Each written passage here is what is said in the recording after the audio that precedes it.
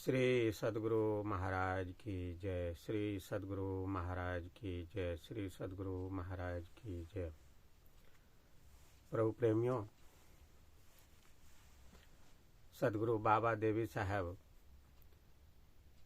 जब इस संसार को छोड़ के जा रहे थे तो सत्संगियों के निवेदन करने पर अंतिम उपदेश के रूप में कहने की कृपा किए थे, दुनिया बहम है, अभ्यास करो। सद्गुरु महर्षि में ही परमहंस जी महाराज भी जब इस संसार को छोड़कर जा रहे थे तो संत कबीर साहब की वाणी का पाठ बराबर करके सुना रहे थे। सुकृत कर ले नाम सुमर ले, को जाने कल की, जगत में खबर नहीं पल की।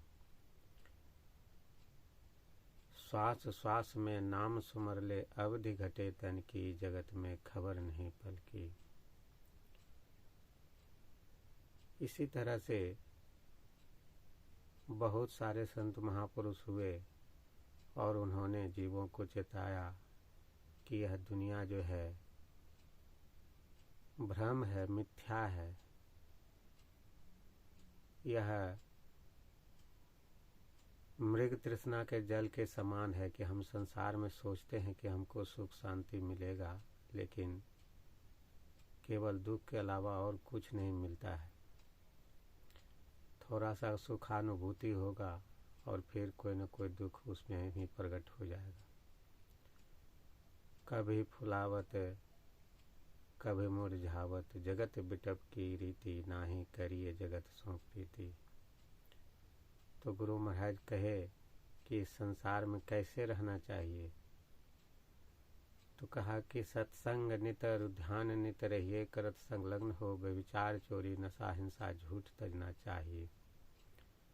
अगर हम गुरु महाराज के इस उपदेश के अनुसार से अपना जीवन बना लेंगे तो हम लोग इस संसार में भी सुख से रह सकेंगे और इस संसार के जाने के बाद जब हम लोगों को समझ लीजिए कि मृत्यु हो जाएगा, उसके बाद भी बहुत लंबा जीवन होता है। तो उस जीवन में भी हम लोग सुख शांति से रह सकेंगे। तो इसके लिए एक ही उपाय है कि हम लोग गुरु महाराज से दीक्षा लेकर करके इस शरीर रूप और संसार में रहते हुए, जब तक हैं तब तक रहते हुए ऐसा अभ्यास करें कि इस संसार से जाने के बाद भी सुखी रहें और जब तक इस संसार में रहे तब तक भी सुख शांति से रहें। तो वह सुख शांति का उपाय क्या है? गुरु महाराज कहते हैं कि जितने मनुष्य तनधारी हैं प्रभक्ति कर सकते, सभी अंतर व बाहर भक्ति कर घटपट हटाना चाहिए। तो जो भी बातें हैं भक्ति करने के संबंध में, संसार में कैसे रहना चाहिए, हमारा क्या कर्तव्य है, किसका पालन करें किसका नहीं पालन करें, सब झूठे है। तो अगर सब चीज़ छोड़ करके भजन करने लग जाते हैं तो भूख सताने लगता है, फिर शरीर कमज़ोर हो जाता है, तो फिर भजन भी नहीं किया जाता है। तो फिर काम धंधा में लग जाते हैं, फिर भजन भूल जाते हैं, काम में धाम करने में रह जाते हैं। ऐसा आदमी से संपर्क हो जाता है, ऐसा बात विचार व्यवहार लोग करता है कि मन इतना दुखित हो जाता है कि हम लोग संसार के ही कामों में उलझ जाते हैं, फिर उसी को सही समझने लगते हैं और फिर भजन ध्यान भूल जाते हैं। फिर जब संत महात्मा लोग कहते हैं कि अरे देखो फलाना आदमी मर गया, क्या लेके गया? कुछ नहीं लेके गया, सब चीज़ यहीं रह गया। उसका कर्तव्य जो था, कर्म जो था, वह उसके साथ में गया। वो जैसा किया वैसा संसार का लोग उसको कहता है, कोई अच्छा कहता है, कोई खराब कहता है। बाकी उसकी आत्मा कहाँ है, कैसी है, वो तो वो आत्मा ही जानती है। कोई महापुरुष जो भगवान श्री कृष्ण के जैसा हो, सद्गुरु महर्षि में परमहंस जी महाराज के जैसा हो तो वो बता सकते हैं, भगवान बुद्ध के जैसा हो तो बता सकते हैं कि जीवात्मा कहाँ गया है, कि ऐसा उसका दुर्गति हो रहा है कि सुगति हो रहा है। तो वैसे वैसे महापुरुषों के बात विचार पर विश्वास करके लोगों को भी विश्वास होता है, और कुछ घटना भी ऐसा देखते हैं तो विश्वास होता है। तो जितने लोग दीक्षा ले लिए हैं, कहने का मतलब इतना ही है को उनको इस लोक का संहार करते हुए परलोक का भी साधन करना चाहिए, और इसीलिए वो दीक्षा भी लिए हैं। तो दीक्षा ले करके थोड़ा देर सत्संग ध्यान करते हैं, और उसी से सोचेंगे कि जब ध्यान सत्संग का माहौल होता है, जब सत्संग में जाते हैं, बहुत सारे लोगों को देखते हैं और बढ़िया बढ़िया प्रवचन सुनते हैं, तो मन में होता है कि हम भी ध्यान करें, लेकिन ध्यान में कुछ तरक्की नहीं होता है। तो सोचते हैं कि बाबा लोग बोलते तो हैं लेकिन प्रत्यक्ष ऐसा होता नहीं है, क्या करें नहीं करें। तो 1-2 दिन का बात नहीं है। पूज्य भगीरथ बाबा बराबर सत्संग में सुनाते हैं कि सदगुरु बाबा देवी साहब को चूतर के पास में एक ठेला जैसा हो गया था, बैठते बैठते वहाँ का चमड़ा मोटा हो गया था। तो बहुत दिनों तक बैठते रहे, 12 साल 13 साल तक। बोले कि हम दृष्टि योग का अभ्यास किए हैं, तब हमको इसका सिद्धि हुआ है। 15 साल 17 साल किए, तुम कम से कम 12 साल जरूर करना। तो सोच लीजिए कि इतना आसान नहीं है। रोजाना सत्संग नित और ध्यान नित, रोजाना संसार का काम जिनको बहुत ज़्यादा है, उनको अनिवार्य है कि कम से कम आप 2 घंटा ध्यान रोज कीजिए, भजन का अभ्यास कीजिए। जो दीक्षा लिए हैं तो सांस का 10% भजन में लगाइए, और कमाई का 10% अपने आध्यात्मिक कामों के लिए खर्च कीजिए। सत्संग ध्यान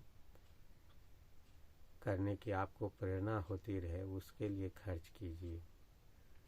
कभी सत्संग आयोजन कीजिए, कभी चंदा दीजिए, कभी और कुछ कीजिए। तो अपना कमाई का 10वां% जो है सत्संग भजन के लिए, और 10वां हिस्सा श्वास का 24 घंटा में 600 सहस्र 2100 जाप अनहद पूजे आपे आप। अगर प्रत्येक श्वास में जब ध्यान नहीं कर सकते हैं तो कम से कम 2 घंटा जप ध्यान करने में बिताइए। यह सभी संतों का निकाला हुआ फार्मूला है, कहने पर तो बहुत लंबा वीडियो हो जाएगा। तो इन सब बातों को समझने के लिए रोजाना सत्संग ध्यान यूट्यूब चैनल पर जो है इस कार्यक्रम का प्रसारण होता है, और 5 समय ध्यानाभ्यास का कार्यक्रम भी चलता है।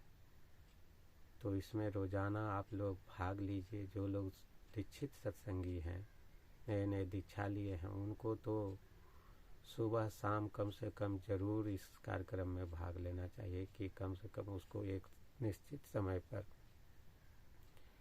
जैसे स्कूल कॉलेज कहीं भी जाते हैं, कोई भी काम करते हैं, तो वहाँ निश्चित समय पर आपका हाजिरी लगता है, ड्यूटी होता है कि इतना बजे से इतना बजे तक। उसी तरह से इस कार्यक्रम को निश्चित रूप से रोजाना एक ही ढंग से चलाया जाता है। यानी कि आज सत्संग आज 6 बजे कर लिए तो कल 5:30 बजे कर लिए, तो कल परसों इतना बजे कर लिए। एक ही समय पर रोजाना सत्संग का कार्यक्रम चलता है। इसका एक समय सारणी बना हुआ है, यहाँ पर भी लिखा हुआ है, और वेबसाइट पर भी सत्संग ध्यान न्यूज चैनल वेबसाइट पर भी जो है डाला हुआ है। और भी आपको जो ध्यानाभ्यास का कार्यक्रम होता है उसी के अनुसार से यह ध्यानाभ्यास चलता है। तो इस ध्यानाभ्यास में जितने नए सत्संगी हैं वो अगर 5 टाइम भाग नहीं ले सकते हैं, उनके पास ज़्यादा समय नहीं है, फुर्सत नहीं है, तो कम से कम सुबह शाम हाजिरी लगाइए। एक व्हाट्सएप ग्रुप भी बनाए हुए हैं, साधक ग्रुप, उसमें रोजाना आप हाजिरी लगा करके कि आप आज कितना बजे उठे, ब्रह्म मुहूर्त में उठे कि नहीं उठे, वहाँ पर जय गुरु महाराज लिख दीजिए, उस ग्रुप में ऐड हो जाइए। तो आपको एक निश्चित दिनचर्या हो जाएगा कि हाँ भाई हमको इतना बजे ग्रुप में हाजिरी लगाना है गुरु महाराज का, इसके बाद ध्यान करना है। और चैनल पर जो है अगर आप जुड़ेंगे तो आपको बहुत आराम होगा ध्यान करने में। लोग बैठते हैं और ध्यान क्या करेंगे, सो जाते हैं। तो वैसा नहीं होना चाहिए। ध्यान करने के नाम पर आंख बंद कर लेते हैं, तरह तरह का चिंतन करते हैं, सो जाते हैं। ध्यानाभ्यास कार्यक्रम में भी जाते हैं तो ऐसे करते हैं कि आराम से खाने पीने के लिए मिलता है। बहुत लोगों को तो आजकल बहुत तरह का सामान भी मिलता है ध्यानाभ्यास में। दान पुण्य लोग करते हैं, लेकिन जितना भजन होना चाहिए, जैसा भजन होना चाहिए उतना नहीं कर पाते हैं। तो इसके लिए रोजाना अभ्यास की आवश्यकता है। अभी देखिए 500 साधक जाएंगे ध्यानाभ्यास करने के लिए, लेकिन रोजाना कितने लोग ध्यान कर रहे हैं समय पर?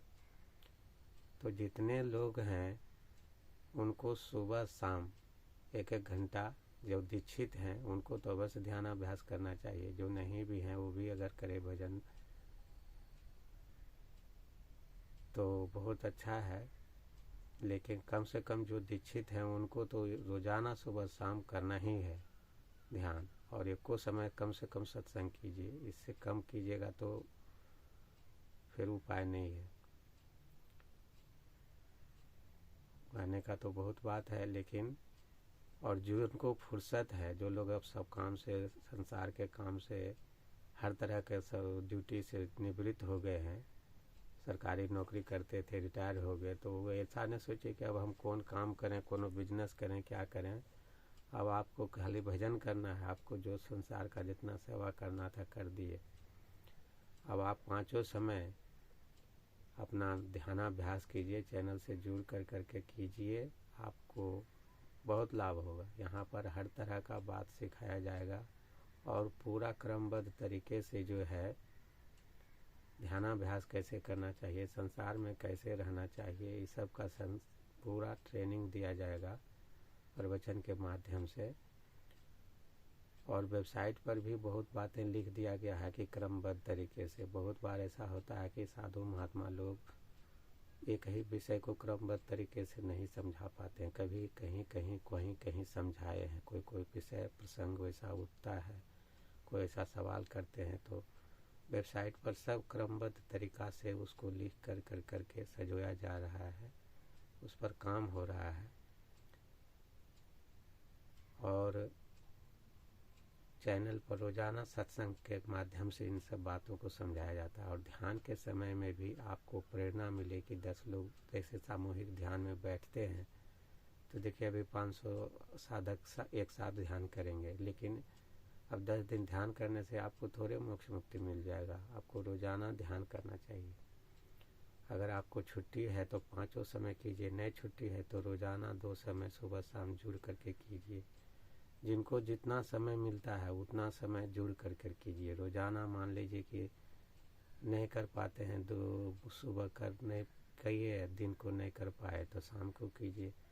जिस समय आपको मौका मिले 5 समय ध्यानाभ्यास का कार्यक्रम चलता है, आप उसमें चैनल खोल कर करके सत्संग ध्यान यूट्यूब चैनल, उसमें जुड़ कर करके रोजाना कम से कम 2 घंटा ध्यान कीजिए और 1 बार सत्संग कीजिए। इससे आपको प्रेरणा मिलता रहेगा ध्यान भजन करने का।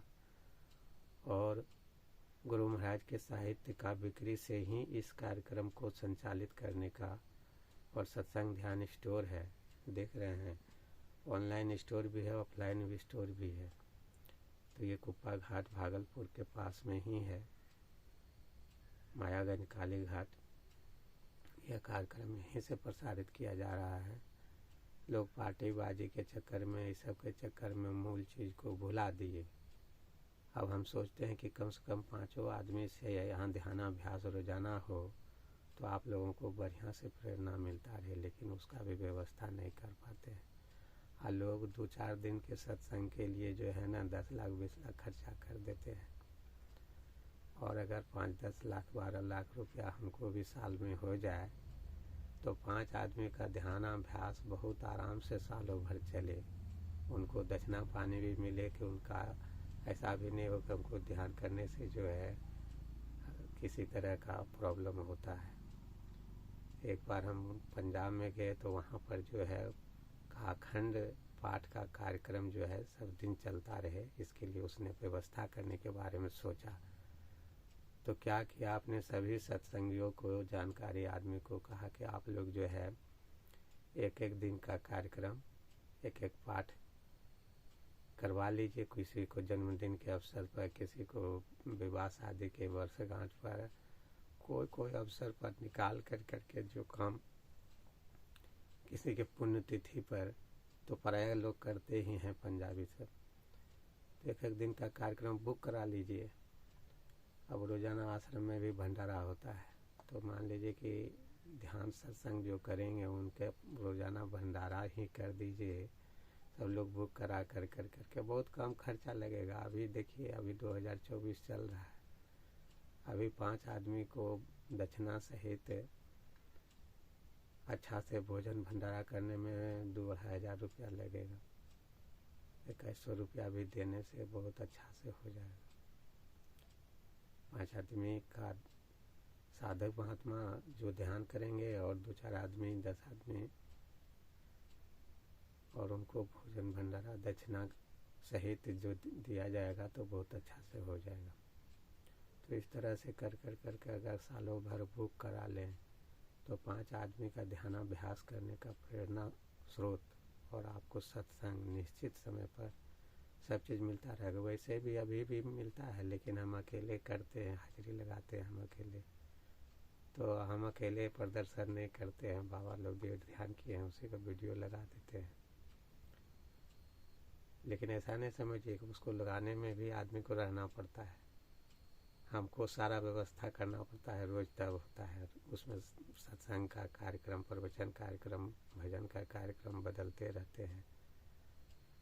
तो अकेले संभालते हैं किसी तरह से, जितना हल्का फुल्का बिक्री होता है। तो लेकिन हार्दिक इच्छा रहता है कि 5 आदमी से करे तो कभी हमको भी आलस नहीं हो। कई तरह का परेशानी होता है। तो इन्हीं सब बातों के साथ जो है वीडियो लंबा होता जा रहा है, कितना कहें। तो वहाँ हमने देखा, उन्होंने पूरा साल भर का कार्यक्रम बुक करवा लिए सत्संगी लोगों से, और रोजाना फिर पाठ करने लगे।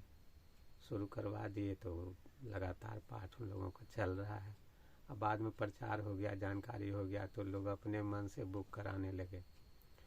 अभी देखिए, हम 2-3 साल से इस प्रयास में हैं और इसका प्रचार कर रहे हैं, लेकिन ना तो हमको अपना सत्संग ध्यान स्टोर का बिक्री से ही उतना आमदनी हो पाता है, ना ही कुछ उतना सहयोग ही मिल पाता है। कभी कभी कोई अपने इच्छा से लोग सहयोग कर देते हैं तो ठीक है, नहीं तो हम ज़्यादा कहते भी नहीं हैं, क्योंकि आजकल सब लोग खाली मांगने में लगे हुए हैं।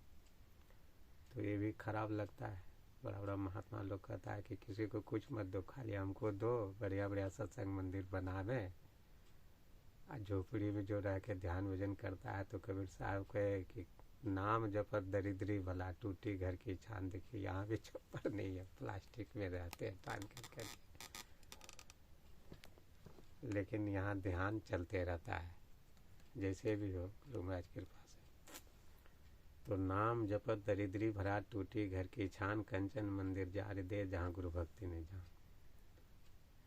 तो बड़ा बड़ा आश्रम मंदिर सब बना दिए हैं, लेकिन निश्चित समय पर न तो ध्यान होता है न सत्संग होता है। लोग खाली पैसा के चक्कर में, माया के चक्कर में, दिखावा के चक्कर में लगे हुए हैं। तो ऐसा ही संसार है। तो जिनको अपना मोक्ष मुक्ति सुख शांति चाहिए तो उनको ध्यान करना ही पड़ेगा। फिरे चहुदिस जगत में अरु भक्तिता देता फिरे, ध्यान बिनु नहीं शांति आवे, लोग हो कितना हो गिरे। तो करबद्ध प्रार्थना है कि आप लोग ध्यान सत्संग कीजिए, और प्रेरणा पाने के लिए अगर ऐसा व्यवस्था सब लोग मिल कर करके कर सकते हैं तो ठीक है, नहीं तो जैसे चल रहा है चलवे करेगा।